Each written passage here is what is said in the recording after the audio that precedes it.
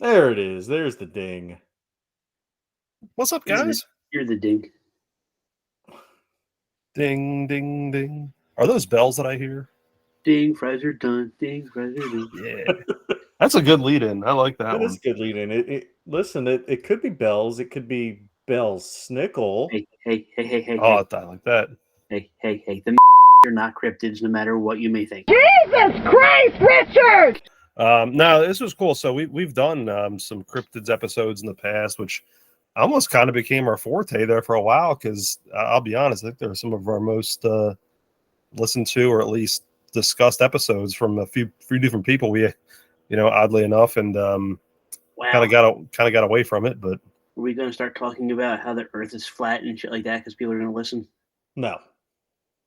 The Earth is flat.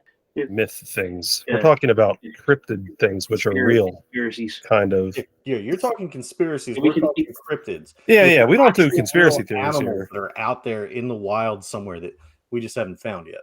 Yeah, we do like Jersey Devil, and we've done these before. I mean, clearly the Jersey Devil's real. Yeah, we know that. I mean, you'd have to be stupid to not think that the Jersey Devil's real. But now we're focusing on holiday or Christmas cryptids here. And Richard left the chat. Wow. It's just going off so smoothly.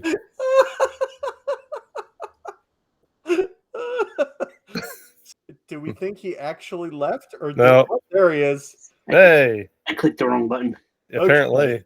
Okay. That's what we were wondering, if that was a bridge too far for you, saying the Jersey Devil's real. Yeah, he's like, nope, I'm out. No. I read that book in school. It was like the woman who had 900 kids or something, and like let the devil take this one and something. Yeah. I own that book. Of course you do. Fuck you. Oh, fuck you. Fuck you, guy.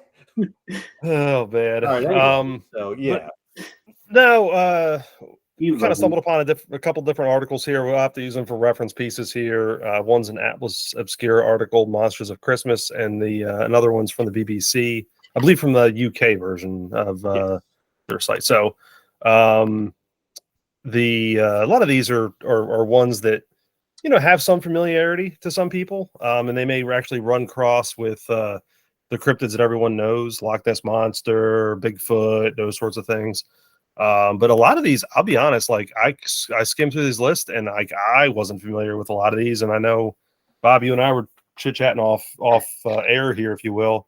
And we flat out thought one of these was made up from an episode of The Office. So no, I definitely thought that Bell Snickle was made up, like by the writers of The Office, but apparently that's not. They actually just did a deep dive into Pennsylvania Dutch culture, and they found Bell Snickle.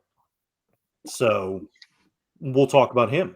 But some of these it's funny. I was actually familiar with a couple of them from watching The Chilling Adventures of Sabrina on Netflix. Rich, did you watch that series? I did. It was very good until the end. Like the last season, I think it was a little meh, but other than that, it was pretty good. Yeah, no, I agree. I think they rushed the last season, but yeah. So some of the stuff is going to be stuff that people have heard of. Some of it's not, but it's all interesting all the same. So I guess without any further ado, let's jump to probably the most well-known on this list, and this is going to be from the Atlas Obscura article. The first one that they have is the Krampus. Yeah, we've all heard of Krampus. I mean, you're right, the most famous. Yes. It had a good movie, too. I have seen it, but I don't remember it being... I mean, I was wrapping presents, so that probably definitely took away from my enjoyment of it, because I hate wrapping presents. Well, I mean, that's kind of... The Krampus is like the opposite of that, so... Yeah. But no, just quickly, I'll run through a little bit. This was Santa's European counterpart in the earliest incarnation. St. Nicholas brings something other than just presents to your house. He brings along a demonic sidekick, Krampus. It's basically this guy doesn't give presents. What's that? This guy. Now, he's not Saint Nick. No, he's more like Saint Dick. Oh. Yeah, and he basically beats the naughty children, shoves them into his sack, and carries them straight to hell. Which I I've seen in it, and whenever people start saying it, this is the way I go to it: is my neck, my back, my naughty children sack. Dang it, Bobby. No, I mean it's an interesting one though. I mean it kind of references a little bit not the getting beaten and taken to hell part, but the old Santa brings gifts and all the naughty kids get coal. Yeah, Except in this case, the coal is a beating and a trip to hell. yeah. Dude, it's fucking metal as shit. Like Krampus is like Little Nicky. no, because Little Nicky was good. I know, but I mean not like him, but the movie. Okay. Not like Little Nicky, the character. Get But in like the flask. right, but everyone else around him. We're just trying to go to hell, basically. Yeah. No, it's Rich. No, you said you saw the movie. I never saw it. Bob, I know you said you saw it too, but you really weren't paying attention. Is the movie anywhere around this tale? No. It kills people. Yeah, it's First of all, I'm pretty sure the movie was like PG or PG-13, so it's not as violent as it could have been. Yeah. And it was just. It was the one with David Koechner and what's his name, right? The shit. What is that guy's name? He was on Parks and Rec, and he was in Step Brothers. And Chris Pratt. No, not Chris Pratt. Fuck you. 2015 film. I'm looking it up real quick. That's Adam Scott. Yes, Adam Scott. Yeah, that's who it was. Yeah. It was David Koechner, Adam Scott, and I forget who else, but it was good on cast. It doesn't rate terribly on IMDb. It's a 6.2. I mean, it was entertaining. I was entertained by it. I'll have to check it out. I think it was one of those that like probably saw it and was like, really indifferent to it. Although I do like David Koechner. He's, so I have to check that out now. Yeah. So, all right. Yeah. Go for the next one. The next one, and I actually looked up how to pronounce this because it's Welsh, so it's all weird, but it's Mari Lloyd, the Christmas Zombie Horse. So the Atlas Obscura describes it as this macabre skeleton mare of Welsh traditions rises from the dead and wanders the streets with her attendants, who are also fresh from the grave, to remind the living of their existence. Mari Lloyd has only one goal in mind: to get into your house. To keep the zombie horse out, you must engage in a battle of wits, in rhyme no less, usually on New Year's Eve, where the undead mare is represented by a puppeteer parading a horse skull on a pole draped in a white cloth. So now what they leave out of this, yes, you do basically have to rap battle a zombie horse. If the zombie horse wins, the zombie horse and its attendants get to come into your house and drink your booze. Oh, man. So this is one that we should have kept around. Yeah, I kind of like that one. Why did we not adopt this one? I don't know. I do like this one, though. I just like the fact that it's a zombie horse. Yeah, that's just fantastic. Zombie horse, rap battle, and booze. Let's go. Yeah, I'm down. What's not to like about that? I'm down with clown. Huh? I don't think you should be calling Richie a clown. But... I'll take it. Oh, I know. Well, I just had to reference Richie's ICP fandom, so that's true. I wonder if there's a Juggalo cryptid. For life. They're all cryptids. Yeah. None of them really exist. Themselves are cryptids. It's Tia Tequila. Yeah, she's a cryptid too. She fucking is a cryptid. That's for goddamn sure. Yep. Shaggy, Too Dope, Violent J, and Did we just she was a boat person, right? So we decided, or is she the? No, she's not a boat person. No. Oh, all right, man. Rich, do you want to read one, or do you want me and Tom to just read them? When I dropped off the page, I lost the link. So if somebody resends me a link, I can definitely read one. All right. All right, Bob, you want to get on that? I'll do this next one. Yeah. Okay, this one is pretty fun because this is actually one of those that's known by different names, different areas. Just to interrupt you real quick, Tila Tequila was the boat person. No. I know that's who we thought was a boat person. No, she was. I just looked it up again. She was. We thought Tia Carrera was the boat person. Carrera is not the boat person. Tequila is the boat person.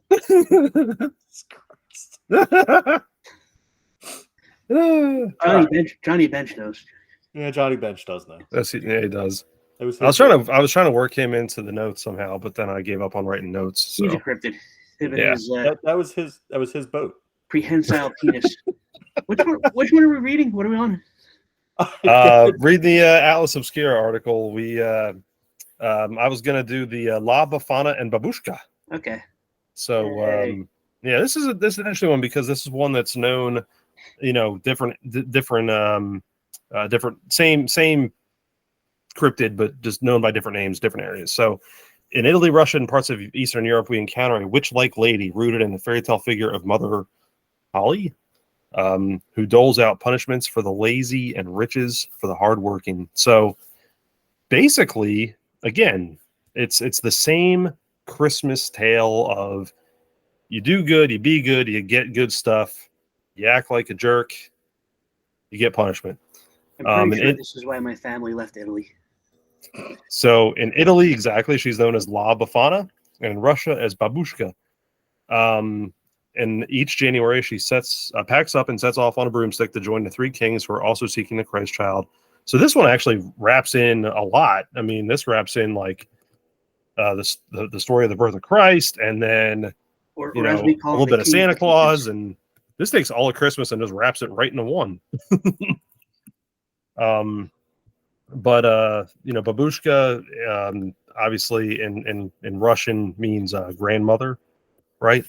Sure. Rich. Yeah, Bob. sounds right to me. Yeah. I thought that, but isn't there's Adam's family.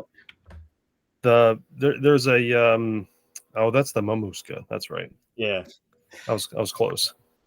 But no, it's the interesting one. I think this is probably next to Krampus, at least probably by name, at least the Russian name, and I think because it means grandmother or elderly woman. Right, and I think that's why, to me, this would be like a more commonly known one. Maybe the story not so much, but the fact that it's babushka and the fact that it's grandmother, and that sounds about right given that time frame. So you're given, 1800s. You act good, you get stuff. You act bad, you're going to get beaten by your grandmother. I mean, that's kind of what that sounds like to me. That's right. I mean, this one actually might be real, like legitimately real. It was some ugly, horrid Russian woman that just beat her grandchildren. That's very, very possible. I wouldn't doubt it. So, I don't know. All right. You guys got any words on La Befana or Babushka? No, but it seems like it's also similar to Baba Yaga, just the Russian witch lady. Yeah, but just not without the house with chicken legs. Yeah, which makes her less cool. Yeah, and it's not John Wick either. So, yeah, we all can't be John Wick. He's the coolest cryptid yet. That's true. Wait, so does that mean that John McClane is a cryptid? No, he's real. He's real. Okay. I've never wanted to edit you so much. I'm gonna edit you hard. Ooh, all right. Now you're turning them on, so All right, Rich, you want to read the next one? I want to read the one after it because I think I look like the one that's after it. Okay, fair enough. I do call the Yule lads though. Yeah. All right. So the next one is Perchta. So on New Year's Eve, Perchta. Oh no, I'm sorry. I wanted to read the Tom 10 one, but go ahead. Okay. Yeah. On New Year's Eve, Perchta roams the earth, rewarding those who are hardworking and generous, and punishing the idle and greedy. Rich, you're fucked. I know. Her punishment of choice involves slashing open your stomach so she may violently rip out your intestines, which are then replaced by straw, rocks, and garbage. The tradition of having goose for Christmas is sometimes linked to witches like Perchta, who is often depicted as having a goose foot, along with the belief that goose fat enabled witches to fly. That is screwed up. That's all right. So now here's some further on this one. All right. And this is from the BBC article. And it says that her name was Frau Perchta. And she's from Austria, parts of Germany, and Italy. So again, Rich, your family might have run from her. Yeah. In pre-Christian traditions, Perchta was an alpine goddess whose particular celebration day coincided with the 12th night.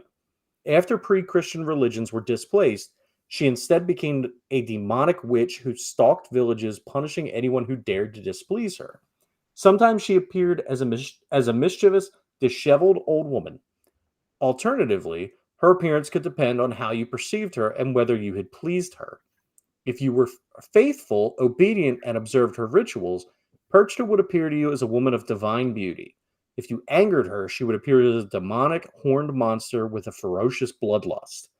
Perchta would let you be as long as you followed her rituals on Perchta's night, such as eating a traditional meal and special cakes baked in her honor. Should you fail to do that, she would sneak into your room whilst you slept, slit your belly open, replace your innards with pebbles and straw. The following day, whoever discovered your corpse would assume you had simply died in your sleep. I mean, who dies in their sleep by having their insides replaced with straw and pebbles and garbage? She's got a very particular set of skills.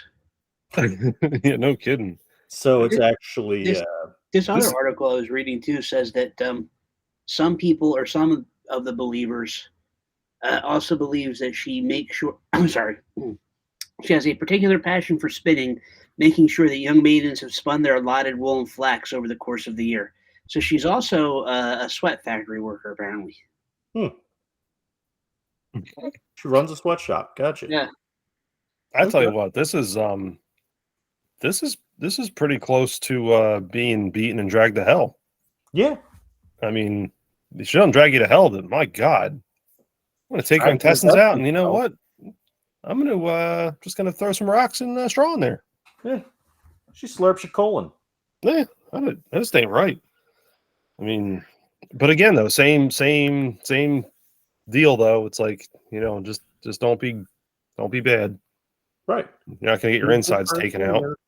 Be a good person and your intestines are safe. Yeah. Yeah. Be a shitbag and, well, bye-bye intestines. Yeah. Thank God that wasn't the story of Santa Claus that was told to us when. Right? Good Lord. I mean, I think, well, maybe we would have become better humans. Well, Santa Claus just watches you night and day, which is kind of odd. Which kind of cool. Yeah. It's like the it's like ultra surveillance. No big deal. Yeah. Got us ready for Big Brother. Yeah. No, that's a screwed up one though, and yeah, I don't know. Who's got the next one though?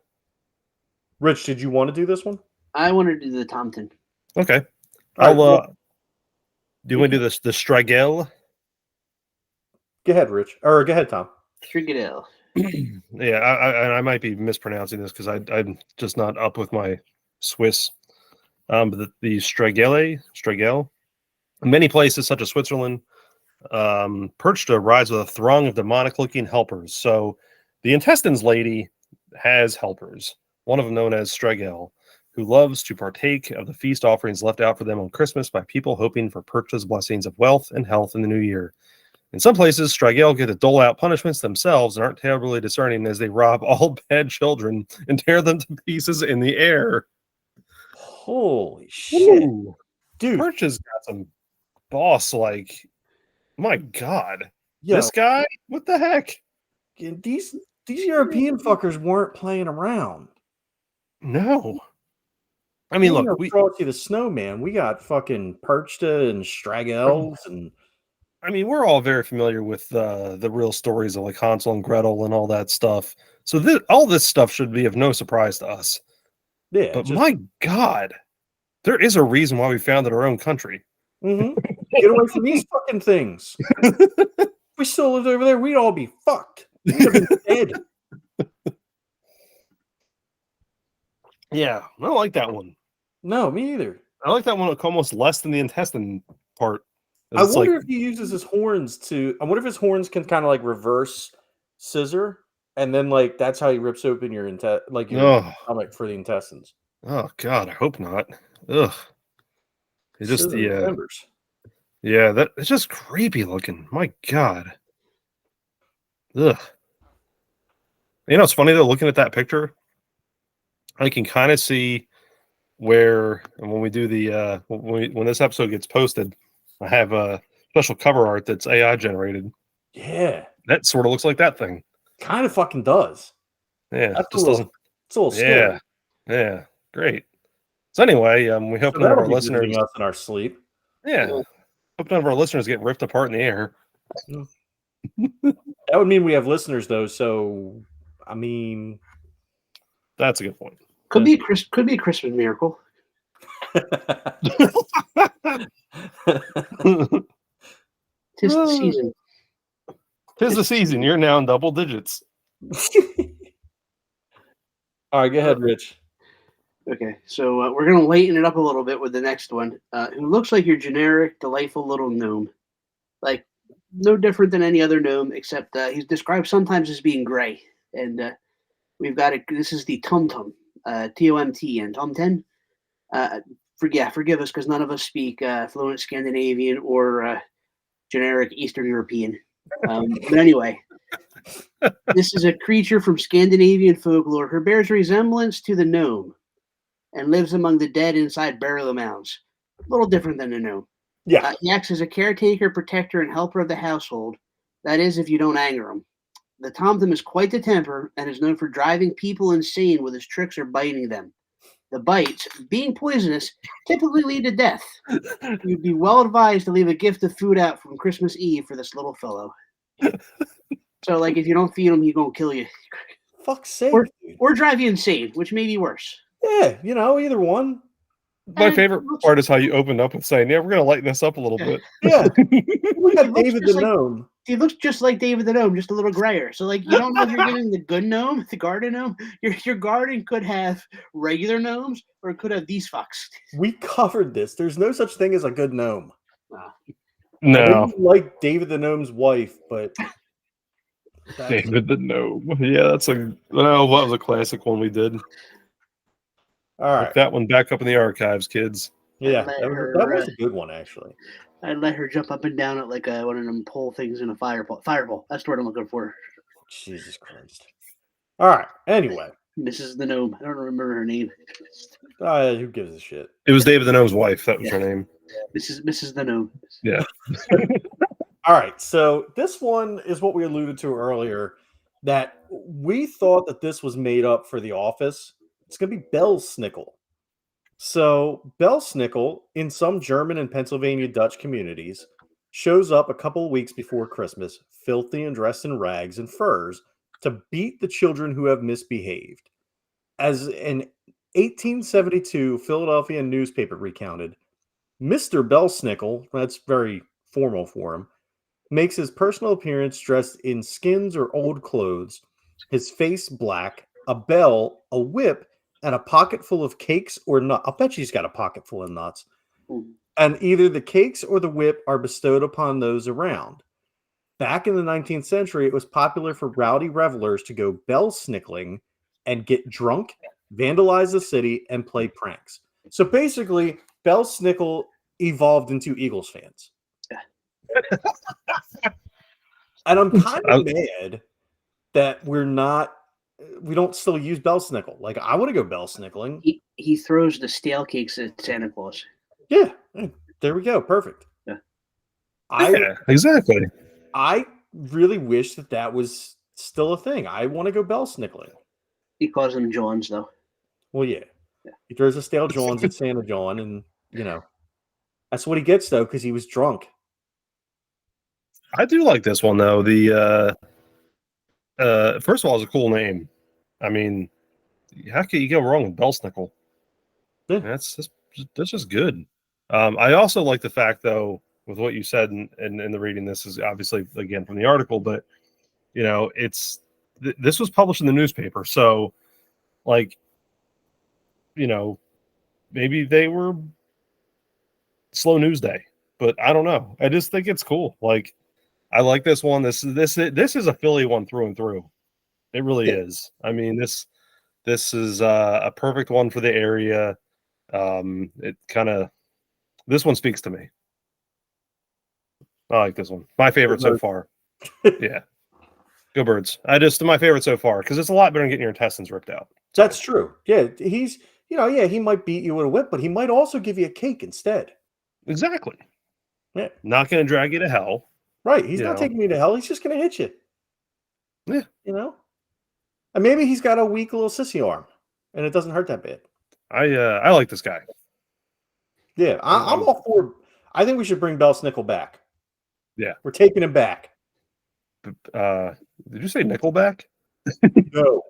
That's a punishment that no one deserves. What if they change their name to Bell Nickelback? Then I might actually like him a little bit. All right, who wants to read about Père Fouettard? I'll take this one because the next one's kind of go into. Yeah, I want the next one. Or did Bob call that? Yeah. No, I call the Yule Lads. Okay. Yeah, so I'll take Père Fouettard, which is an interesting name nonetheless. Okay.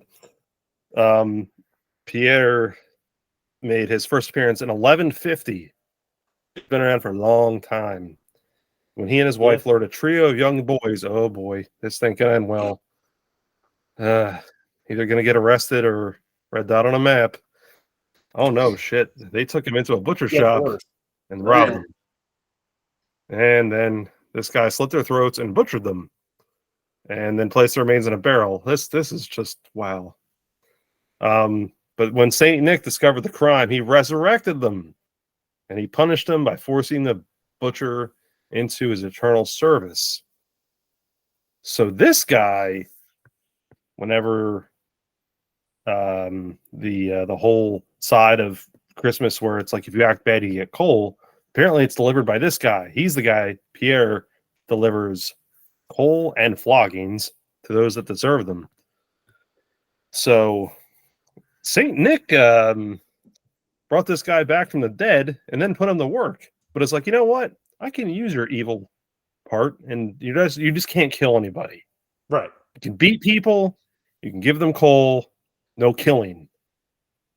So, I'm just picturing Saint Nick in like a CSI kind of thing where he's like looking for this guy. Crime scene, butcher shop, wherever. Doesn't say where it took place. Yeah, I don't know. It reads really creepy, like just awful. That reads like Hansel and Gretel, basically, but it's just bad. I think we get creepier. Yeah, I don't know. Get creepier. I kind of figured that based on this next one, just looking at the picture. Yeah, this is like I'm getting a tattoo of this for sure. Oh boy. So you got to look at the kid, like the kid that's in her hands. Like, holy shit, that's fucking. That's the red rum. That's the I was gonna say Kamehameha, but that's not right.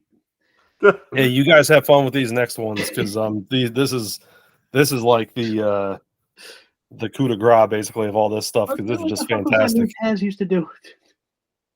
The one that Taz used to do? Yeah. It was the Kata Hajime. That's it. Yeah, that's what he's got the kid in this picture.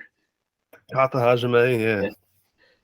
Or I believe in the WWE bastardized version. I think Joey Styles used it too as the Taz mission. They call it the red rum now too. Hook's doing it in AEW. Anyway, I'll introduce Greeland and you can go on with her kids, Bob. That's cool. Okay, so we got again this picture. It's a shame you guys can't see this because we got this hardcore little round woman with blonde hair, with a baby leg in her mouth, choking out another baby with some babies on her back. And we're going to see why in a minute. And this goes to Iceland. We're going to Bjork's hometown here. One of Iceland's most renowned figures associated with Christmas, Gryla, is a giant troll who is in a perpetual bad mood to her insatiable hunger. An insatiable hunger for children. Grayla comes down from her mountain dwelling to hunt for naughty children. She places them in a sack and drags them to the back of her cave, where she boils them alive for her favorite stew. So if you're naughty here, you get boiled alive and then eaten for stew. And the best part is she's not alone. Oh no, Grayla found somebody to F her, and she's got 13 kids. The Yule Lads. So the Yule Lads. Now, so from what I understand, though, it's not even that. She these were kids that she kidnapped and transformed into her. I mean, if the Chilling Adventures of Sabrina is correct, she captured the kids and turned them into her Yule lads. I'd rather like to think that she fucks, but either way. Well, I mean, hey, it's all you, bud. Like, oh, you eat babies? I want some of that. Jesus Christ. All right, so the Yule lads. These are the 13 sons of Grilla. So no, okay, yes, I guess she does. The Yule lads are each known for a particular habit or characteristic, much like the Disney version of Snow White's Seven Dwarfs. Most of them are depicted as mischievous pranksters and petty criminals. Icelandic children are visited each night on the 13 days leading up to Christmas by a different Yule lad, including such charmers as Sheep Coat Clog, a peg-legged sheep fancier, Ewan. fucks sheep. Gully Hawk, who hides out in ditches or gullies and waits for an opportune moment to run into the cow shed and lick the foam off of the milk in the milking buckets. Stubby, whose name denotes his stature as he is unusually short. Spoon Licker, a licker and thief of spoons. Pot Scraper, who is a petty thief of leftovers. Bowl Licker, who hides under your bed and waits for you to absent-mindedly put down your bowl so he can steal and, yes, lick it. Door Slammer, who slams doors all night.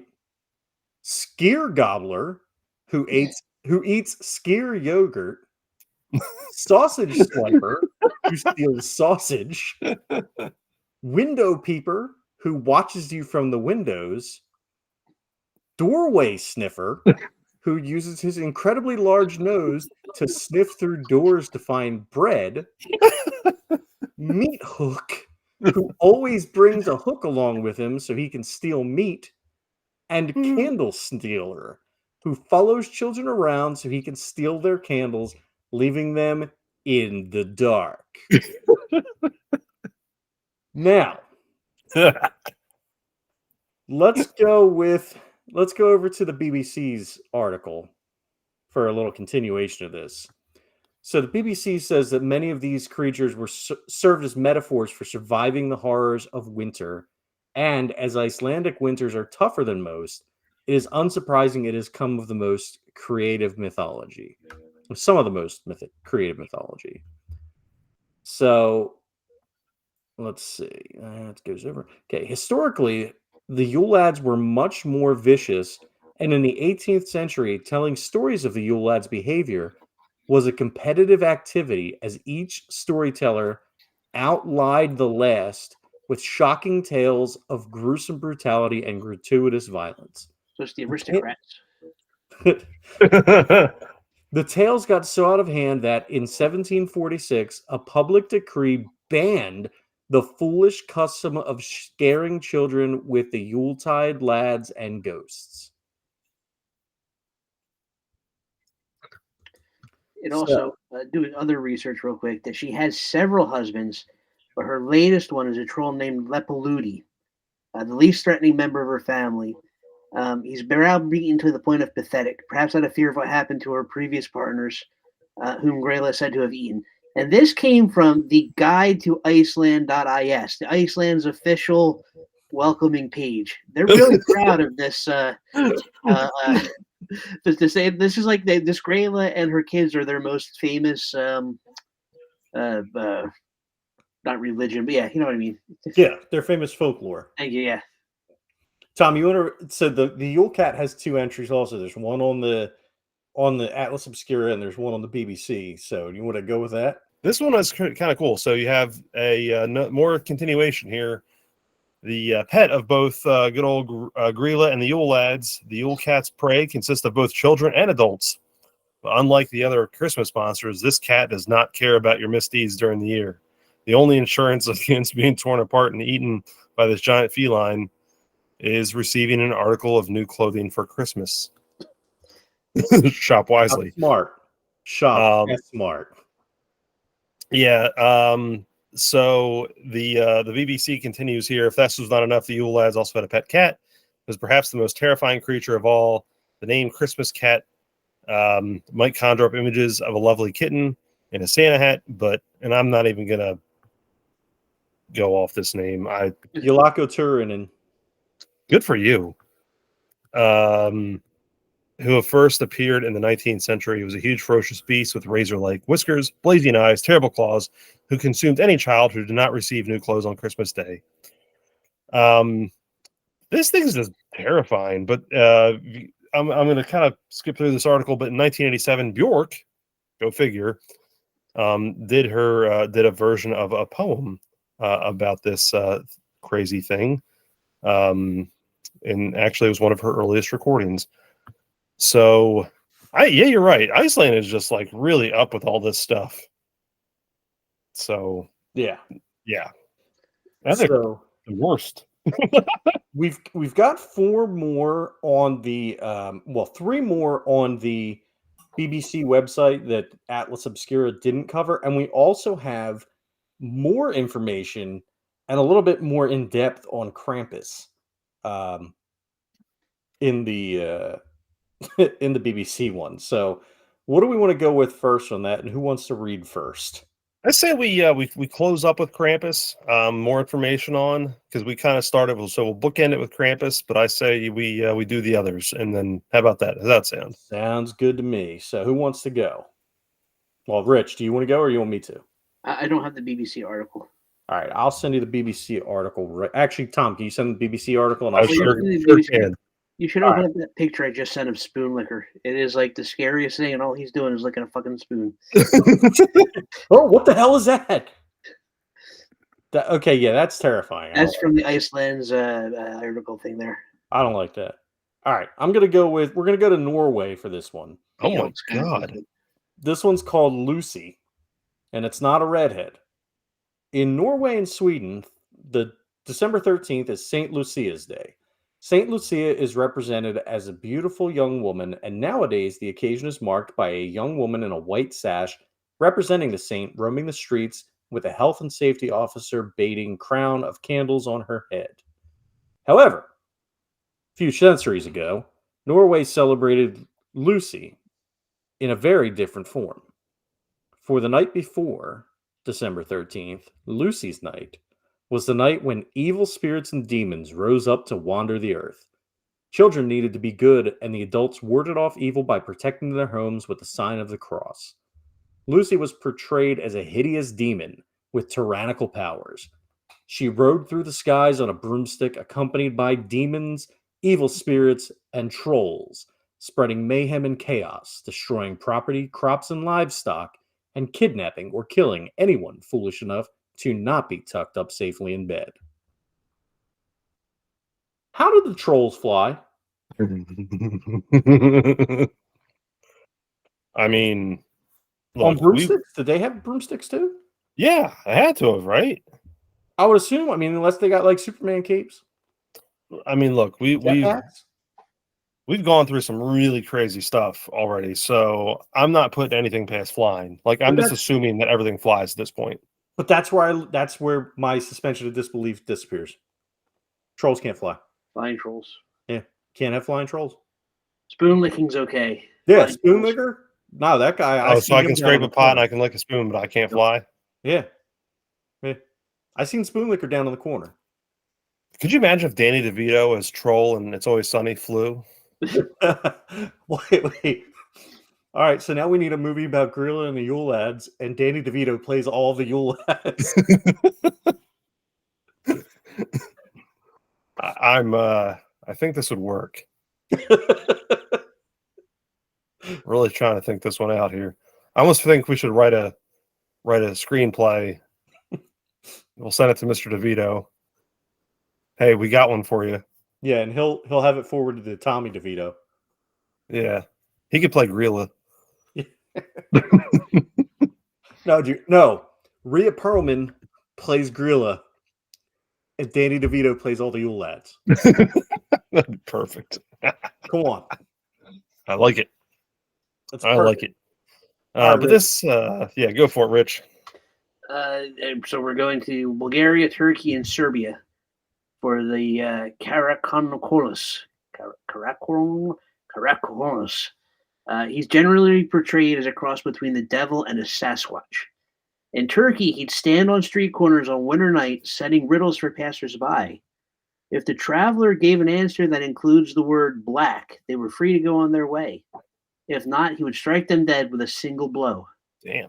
What if he didn't answer his riddle? What if he's just like, hey man, I got a riddle, and you just keep walking? Just I don't know. Do you see the picture of him right there? Yeah. I don't think he's letting you just walk on by. It also looks like this picture is just wearing boxer shorts, which is a little odd. Yeah. Elsewhere, his favorite trick was to disguise his voice to pretend to be someone's friend or relative and lure their intended victim out into the snow. Sometimes the creature would set them into a trance and leave them the room free. But in Serbia, the Karankoculus preferred to jump on the victim's back and use them as his own personal taxi service. The exhausted person was only released at dawn. This guy just sounds like a dick. If you invite him into your house, and again, we're looking at the picture of him, why would you invite him into your house? But if you did, they would feel compelled to imitate their host's behavior. So if you invite him into your house and you start sucking his thing, he would be forced to suck yours, I guess, according to the rest. If you set fire to a silk or thread, the Karankoculus would be tricked into setting fire to its own fur and would run from the house screaming to find water. So, not very bright, likes riddles, but if you answer with the word black, you're cool. And they're just generally kind of a dick. Yeah. Yeah. This guy's, yeah. I don't And know. this picture, it looks like, I guess the devil, kind of. I don't see the Sasquatch part, but whatever. But he's just wearing red boxer shorts. With a hole cut out for his tail, which is, I guess, kind of nice. So he's comfortable at least. I wonder how old that picture is. And he skipped Arm Day. Oh, he definitely skips Arm Day. It's a traditional Greek depiction of a goat-footed Kalankanzaros, which I guess is the same thing. Let's see. I was trying to find a little bit of. Oh no, that's the next one. That's the next one. So we don't know what this guy looks like. My bad. Okay, yeah. All right. I was going to say, because I just did an image search and this one came up as the. So it's just poor. It's just, that was just poor placement on the BBC article. This still doesn't look like a guy that you would bring into your. No, certainly not. And that's the. How did you guys pronounce that one? It's also the same guy, according to at least this quick search here. Caracula. I think it's so that one is Caracancolis. Yeah. And then this one is the Calican Zari. Caligula. Yeah, there you go. I'm just going to call this one number 4. And number 4. Number 4. Calican, sorry. So in Greece, a group of demons called the number 4 were said to spend the year underground sawing through the tree of life that ran through Earth. So each December, when a single thread held that tree together, the 12 days of Christmas would compel them to come overground and wander the earth. By the return in January, the tree had repaired itself and they had to start again. So I like this part. I like the fact that the time, the 12 days of Christmas, which is we've discussed, has kind of come up in some of these other ones before. But once overground, they caused mischief and chaos, but above all, sought to steal any child born over the 12 days of Christmas and turn them into fellow number 4s. They could be kept at bay by binding newborn babies in straw and garlic.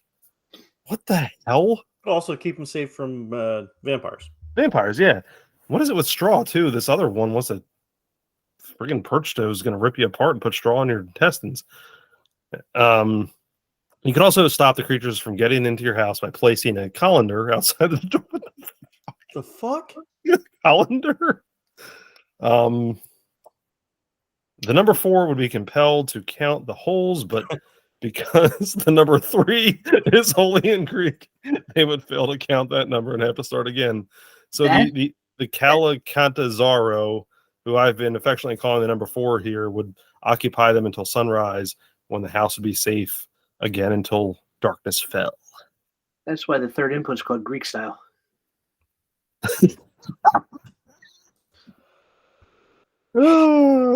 As I'm talking about in the butt. I'm going to just start putting calendars outside my door just to make sure this stupid thing doesn't show up. That would have been such a good place to end it, but we got a little bit more on Nope. Mr. Krampus here. Yeah, we do have to close it up with more Krampus. Bob, you want to shut us shop here with a little more? We started with Krampus. We're gonna end on Krampus. We didn't do him due diligence. We got more info. All right. So, Krampus, Austria and Central Europe. Krampus resembles an anthropomorphic demonic goat who punishes misbehaving children. He rips out girls' pigtails, beats children with birch branches, and often carries a basket on his back so he can carry off a child of his choosing and consume them for Christmas dinner. December 5th is Krampusnacht, the night when men in homemade Krampus costumes charged around the Alpine villages with pitchforks, demanding booze and threatening strangers. Genuine monsters from the fires of hell would probably have caused less destruction. These Krampus runs continue today and are a little more organized, but still terrifying to witness. Whilst many sinister Christmas characters peaked during the 15th and 16th centuries, interest in Krampus has grown over time. The 19th century invention of Christmas cards saw an explosion of images of Krampus sent around the world. Krampus runs have spread to America too, and since 2013, there have been a series of Krampus-related Christmas films presenting the character as an antidote to over-sentimental festive celebrations. Well, gentlemen, my last question, though, before we call it up here. Does anyone have a favorite Yule lad? Dude, how can you? There are so many good ones. They're all pretty good, but I mean, Stubby's pretty funny. But I'm going with Spoon Licker or Bowl Licker. Rich, you got a favorite Yule lad? Sheepcock Claude is just, I mean, I don't know. Bob's right. They're all great. And the one that's sucking the goat's teat and No, he's fucking the goat. Gollygawk. No, Gullyhawk licks the foam off the milk in cow milking buckets. Yeah. Well, who's the goat fucker then? Sheepcoat Clog. Ah. He's a peg-legged sheep fancier. Oh, there he is. Okay, you're right. Yes. Which is a nice way of saying sheep shagger. Yes.